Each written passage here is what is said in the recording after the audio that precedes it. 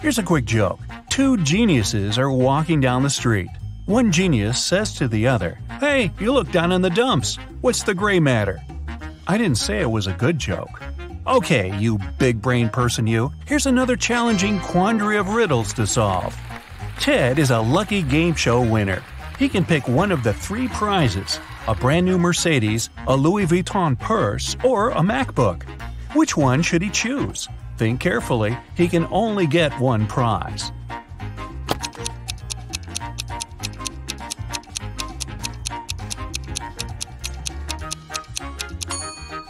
Look at the Mercedes. Its logo is wrong, so it must be fake. The same goes for the purse. That's what Louis Vuitton's real logo looks like. But the MacBook seems to be okay, at least at first sight. So let's go for it. A car thief appeared in a little town. Every night, a car went missing. First, it was Mr. Smith's red vehicle. The next day, it was Mr. Holmes' pink car. And last night, it was Mrs. Tanner's white Ford. The town's detective is going to stop the criminal. Take a look at the 4 cars that are still out there and help the man understand which car is going to be stolen next.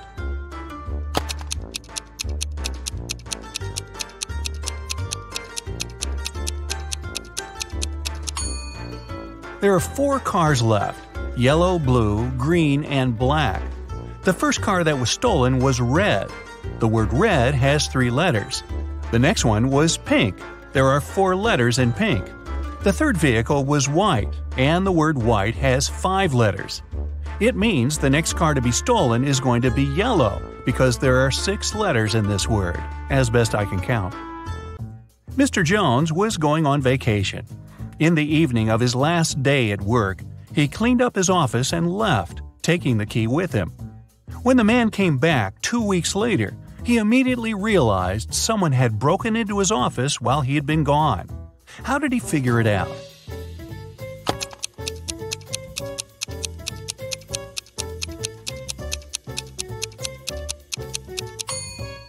Mr. Jones cleaned everything and took out the trash. But have a look at the garbage can now. There's some paper inside. Esme got lost in the forest. She was wandering around all day long and couldn't find a way out. Finally, at dusk, she saw a spooky house where a witch lived. Esme had nowhere else to go, so she entered the house and asked the witch to help her. The witch offered Esme to play a game. "I'll tell you a riddle. If you get the answer right, I'll take you out of the forest. But if you make a mistake, I'll keep you here as my maid forever." Esme had no choice but to agree. Here's what the witch said. "It has cities, but doesn't have a single house. It has mountains, but not a single tree. It has water, but no fish. What is it?" Can you help Esme?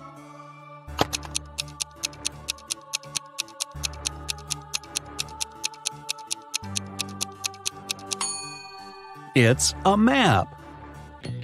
Students got an assignment for their summer break. They had to start learning a new language. It could be any language they liked. When a new semester started, the teacher asked the students how it had been going. Mark said he had been learning Brazilian and enjoying it. Genevieve said she'd chosen Ukrainian. Ben said he had been learning Arabic. It turned out to be very hard, but interesting. But the teacher didn't believe one of the students. Who was lying?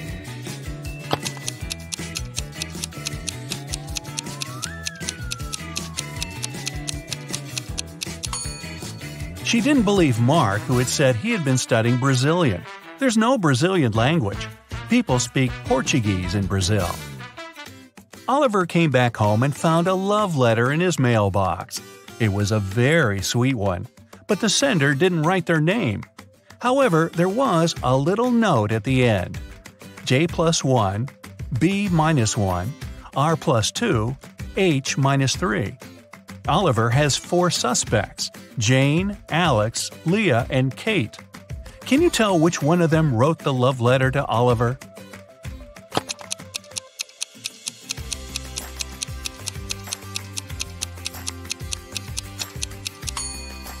The note is the hint, of course, and the alphabet is the key. J plus 1 means the next letter in the alphabet, which is K. B minus 1 means one letter before B, which is A. 2 letters after R is T. And finally, 3 letters before H, there's E. So, the secret admirer is Kate. Well, a very rich gentleman was having his 3-month vacation. 3 months? His mansion was burgled. The police were notified and the detectives started the investigation. There were 3 people caught on the security camera. They were interrogated. Max, the owner's old friend, said he had come several times to collect the mail. Gwen, the housemaid, said she had visited 3 days before to clean the house. Ronnie, the gardener, said he had been coming every week to take care of the garden. All of them denied stealing anything, but the detective didn't believe one of them. Who was lying?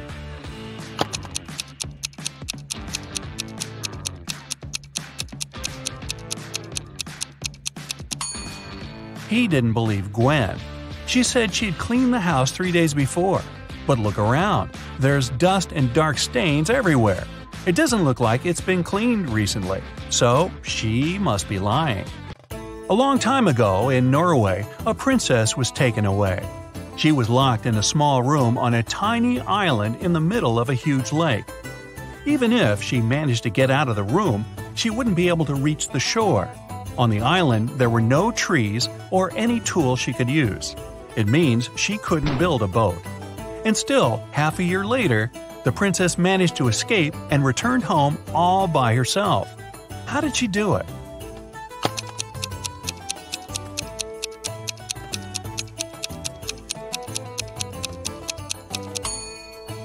It happened in Norway. It's cold there in the winter. As soon as the lake froze over, the princess walked on the ice and escaped. Mrs. Brown called the hospital and said her husband had been hurt. When the doctor arrived, she led him to the bathroom. The man was lying on the floor inside.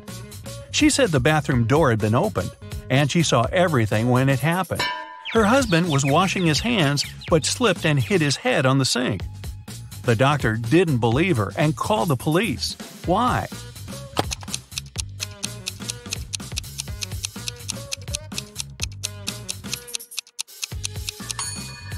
Look at how the man's lying. His head is on the opposite side of the sink. He couldn't have fallen like that. A tired mother of 3 daughters came home late after work. She found the kitchen all messy. It seemed one of her daughters made a sandwich but didn't clean after herself. The mother walked upstairs and found all 3 of them doing their homework. She asked who had made the sandwich, but all the girls, Hannah, Della, and Emily, denied making one. Still, the mother could tell who was lying. Look at the kitchen and the girls carefully. Who do you think is guilty? And how did the mother understand who was lying?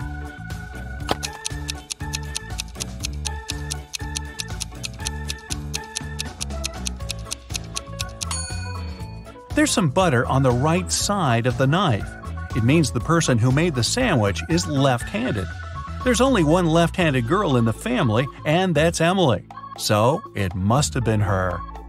All the money from the city's bank was stolen right in the middle of the day, but no one noticed that. Several days later, the room where the money used to be stored was found completely empty. There was just one note saying 7718. The police arrested the 3 most known criminals in the city, Bill, Mark, and Cole. But the officers didn't know which of them was guilty. They invited a famous detective to crack the mysterious note, and he managed to do it immediately. Can you do it too?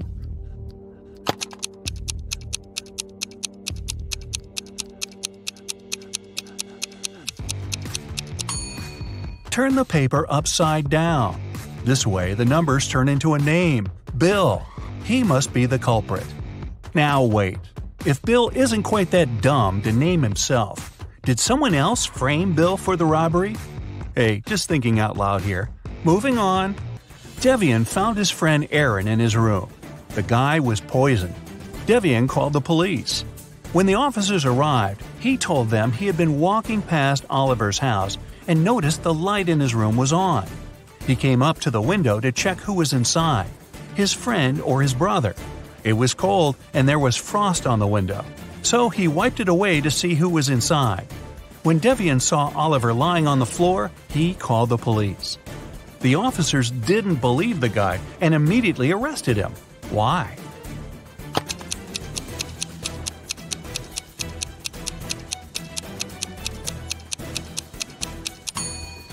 Devian said he'd wiped the frost off the window to see better, but he couldn't possibly do it. Frost forms on the inner surface of the window. Now, let's check how well you know logos. In each pair, you'll have to pick the correct one. What does the Apple logo look like? Try to recall the one on Ted's MacBook.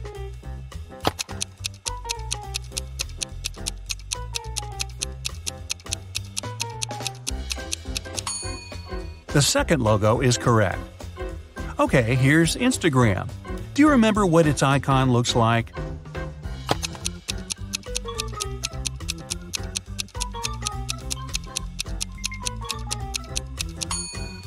Yes, this small dot must be in the right corner, so the first logo is correct.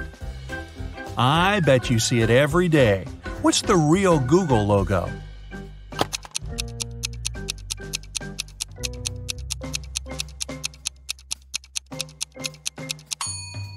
It's the second one. First the red O, then the yellow one. Which one is the correct Burger King logo?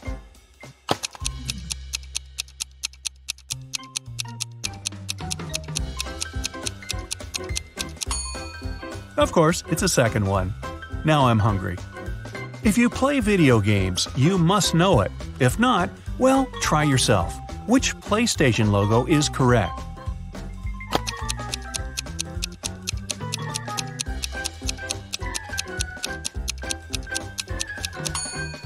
The second one. Okay, now, a tough one. Which TikTok logo is correct?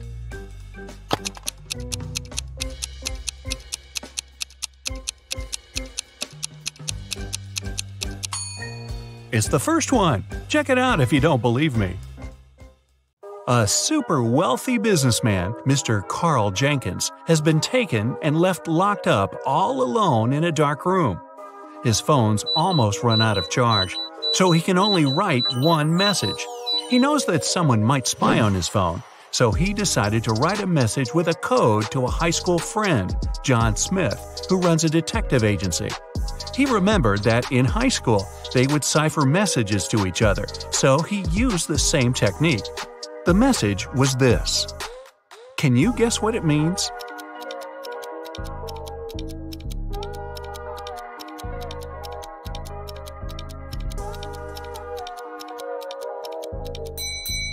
Back in high school, they would shift one letter to the right each time they needed to write a secret code. To decipher it, you need to go one letter to the left. Their alphabet looks like this. The message is, "It was Eric." Having read the message, John knew immediately who his friend was talking about. Eric is the financial director of Carl's company. He had seen him once at a party a couple of years ago, so he knew what he looked like. John decided to investigate this case himself and help his friend out. He was sure there was something secret in Carl's mansion. Somehow he thought he knew that Eric would have the key to the mansion. The receptionist, Kelly, said he would always have lunch with different business partners at 2 p.m. sharp in his favorite cafe. When the detective drove up to the cafe, he saw Eric, the man with a beard, discussing business with someone. Either of them had a briefcase next to them, and the briefcases looked similar to each other. John was waiting for Eric and the second guy to leave the cafe. They went to the car, got in, and left both briefcases on the back seat. The detective followed them. They left the car in a parking lot, and luckily, they were careless enough to leave the car open. Which briefcase should the detective grab?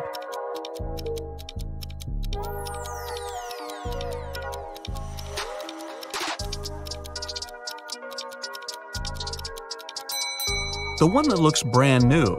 While they were walking to the car, the detective spotted a few scratches on the second man's briefcase. Both briefcases were locked with a cipher. Not to make the whole thing suspicious, the detective decided not to take it and cracked the code right in the car. Can you help him open the briefcase?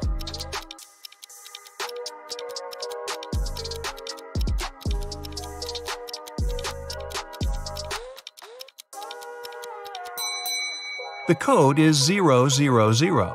The briefcase is brand new, and Eric probably didn't have time to set a code on it yet. Plus, Eric's the one who leaves the car open and unattended in a parking lot. So, no wonder he uses a default code for his briefcase. Now that the detective has the key, he heads to the mansion. The front door isn't a problem with the key in hand. The study is upstairs. He's been there before, so he remembers the stairs leading up have a secret. If you step on the wrong stair, you'll instantly fall to the basement and won't be able to escape from it yourself. What step should John mind?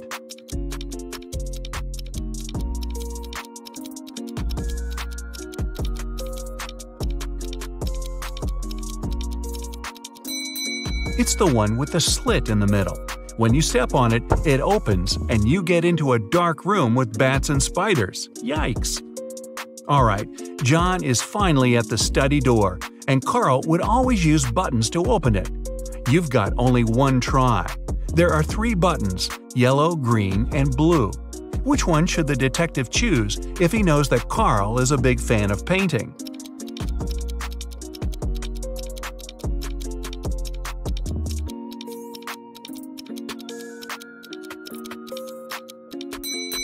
A combination of blue and yellow gives green, so the door opens. Green light for our detective. He finally reaches the safe with top-secret documents that could help him find out the truth. Obviously, just like any other safe, it's locked with a code. It also has a warning. You can enter the code only once. If you hit the wrong code, the safe locks up forever. He's looking around for a hint, and voila! John is right. On the desk, he sees a note. It says, "Secret code," and has a combination of 3 digits, 3, something, and 1. The digit in the middle can't be seen since there's an ink stain right on it. Can you crack the code with one attempt only?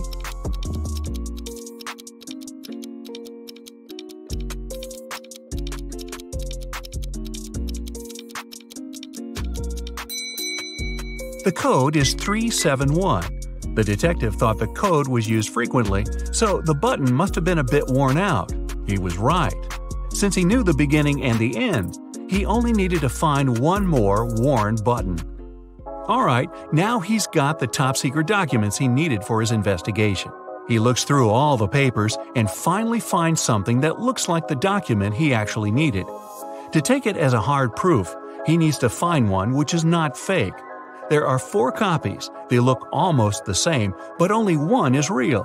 Can you guess which one?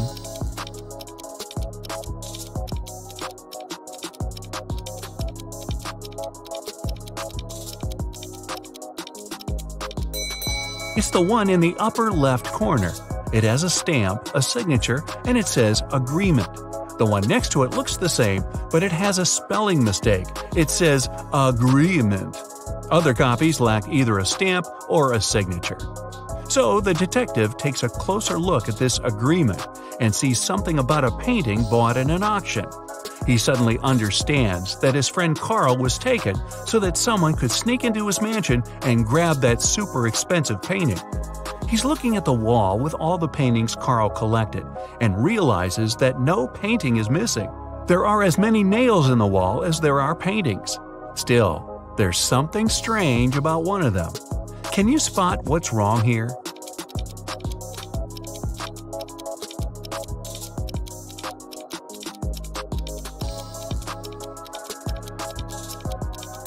Even though all the paintings are present, there's one that lacks a frame.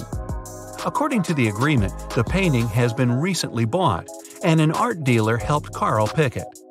The expert was an honest man, and he helped Carl make sure all the other paintings in his collection were real. This time, the painting turned out to be nothing but a copy. Why did the expert suggest that Carl buy it?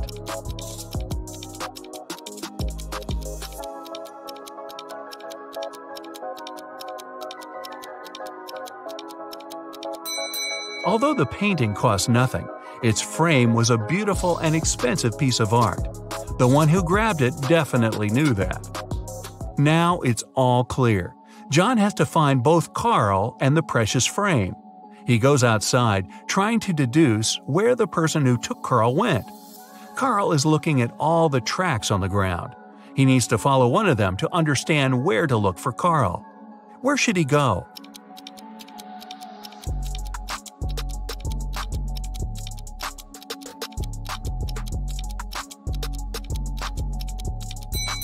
He's got to follow the tracks going to the left. There are 3 sets of tracks here. The first belonged to John's car. The second set belongs to a 2-wheel vehicle, and since the tracks are really thin, they were left by a bike. It seems impossible to take someone somewhere on a bike, so these must belong to a mail carrier who comes every day to bring the letters. The last set of tracks definitely belongs to a large car, so John should follow it. He's lucky and there are no turns, so he's just going straight. Half an hour later, he sees something like a castle. He drives up to it and he sees 3 moats in front of him. Here's the first one, a row full of metal stakes. How can John jump over it safely?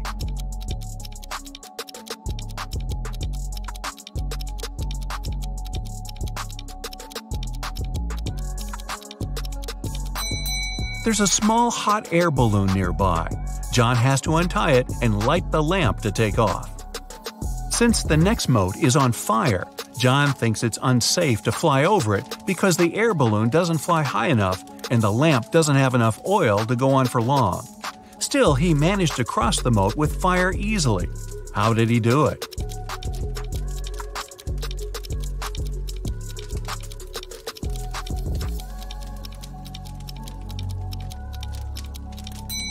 He took the sand from the air balloon's ballast and sprinkled it on the fire, extinguishing it. The last moat was filled with scalding hot lava. It took John some time to figure out how to cross it, but he managed to do it safely. How?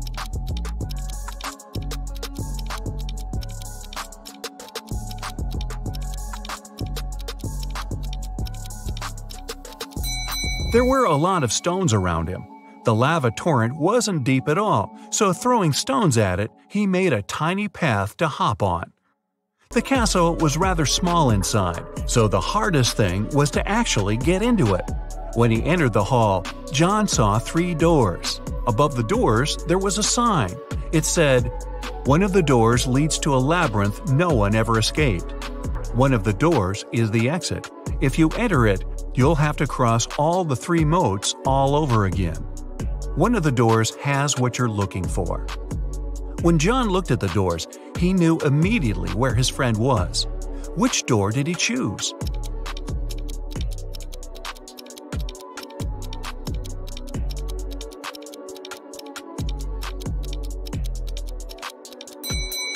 The handles were made of shiny metal, which looks cool but gathers all the fingerprints. The only door with fingerprints is the one on the left. John opens the door and sees his friend. Carl rushes out of that dark room, and while heading to the exit, they spot a few frames. Which one is Carl's?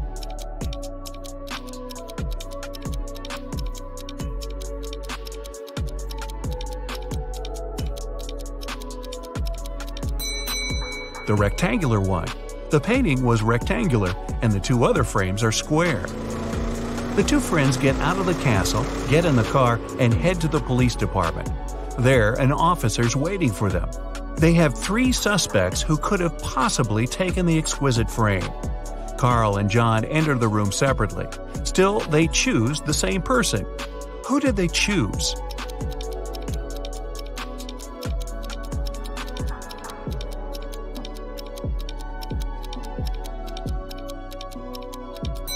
The man on the right. Carl chooses him because it's the art expert. John chooses him because he saw him with Carl having lunch. Wow, seems like this expert's not going to work with Carl ever again.